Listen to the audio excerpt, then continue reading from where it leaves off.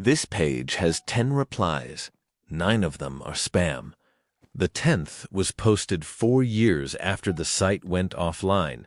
And by the end of this video, you're going to understand why that reply changes everything about how this puzzle was supposed to end. Also, stick around, because the person who solved it never posted that she did. I did, 3 days ago. Wilhelmina Pryce wasn't looking for a mystery. She was looking for a font, an obscure one she remembered from a childhood website, for a design project that had nothing to do with any of this.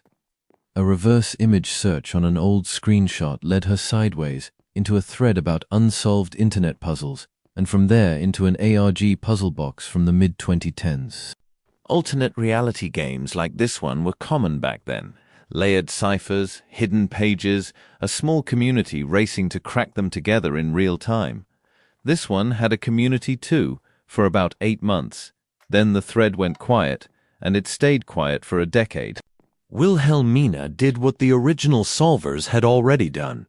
She pulled the archived pages, checked the obvious ciphers, ran the countdown clock's frozen timestamp through a few standard decoders.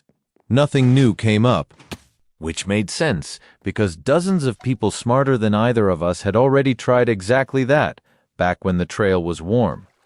If the puzzle was still unsolved after 8 months of a dedicated community, the obvious approach clearly wasn't going to be the one that cracked it. She almost closed the tab.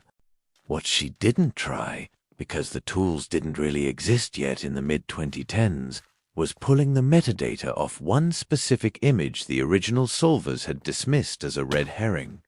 She ran it through a modern metadata reader built for old camera files, mostly out of curiosity. Buried in a corrupted EXIF field was a set of GPS coordinates stored in a format that would have been unreadable with the tools available back when this puzzle was active. In other words, this clue was never meant to be found in 2015. It was built to survive until someone with better tools came looking later. She checked the coordinates against a business registry from that year. They matched a small server hosting office, the unglamorous kind that rents out a single rack in the back of an electronics shop, the sort of place that never shows up in any tech coverage because there's nothing glamorous about it. A quick trace of the puzzle site's original IP allocation pointed to that same office. Then came the detail that stopped her cold. Public Fire Department records showed that office had burned down 8 months before the puzzle box ever went live. Not after. Before. The site's IP history and the building's destruction didn't line up on any normal timeline. Something had kept operating out of a place that, on paper, no longer existed, which meant either the records were wrong or the puzzle had been quietly rehosted somewhere else while keeping the original office's fingerprint attached to it on purpose.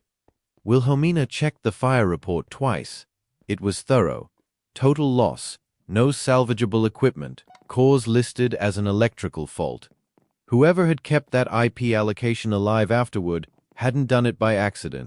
One name kept surfacing across the archived comments, never as a poster, always as a mention, always in passing, the way people write about someone everyone in a small community just knows without needing to explain who they are. Isla Brannigan. A completely unrelated local forum, an old neighborhood obituary thread, listed an Isla Brannigan as a volunteer building manager for that exact block, responsible for the office space years before the fire. No other public record of her existed online after that year. No social accounts, no directory listing, no forwarding address, nothing. Just that one mention, tying her to a building that burned down before a puzzle hosted from its address ever technically began. And a name that, once Wilhelmina started searching for it directly, appeared to have been scrubbed from everywhere except the one place nobody would think to look. Here's where this stopped being a coincidence for Wilhelmina. She pulled up her own old blog, the one she'd started this entire search from, years before any of this puzzle crossed her path. Buried in a 2013 comment thread, under a post about the exact obscure font she'd been hunting for her design project, was a single reply. Ask Isla. Posted 3 years before Wilhelmina ever registered that blog account. Not 3 years before she found the puzzle, 3 years before the blog itself existed in any form she'd created. That timestamp shouldn't be possible on a platform that logs account creation dates as strictly as this one does, and she checked it 4 separate ways before she believed it. She hadn't stumbled onto this case by chance. Something about the sequence, the font, the blog, the puzzle, the office, had been arranged to lead specifically to her, long before she had any reason to go looking, which raises the obvious question neither of us can currently answer. Arranged by whom, and using what, if the person behind the name has left no trace anywhere else? Wilhelmina hasn't published the coordinates. She hasn't posted the comment screenshot either, and honestly, neither have I shown you the full image, because we're still not sure what happens once it's public.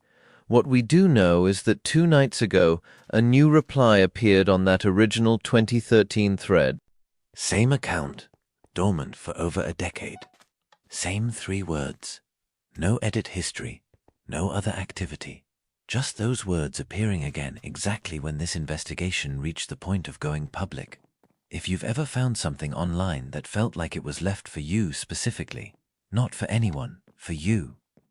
I want to hear about it in the comments, because based on the messages we've already gotten while researching this one, I don't think it's as rare as it sounds.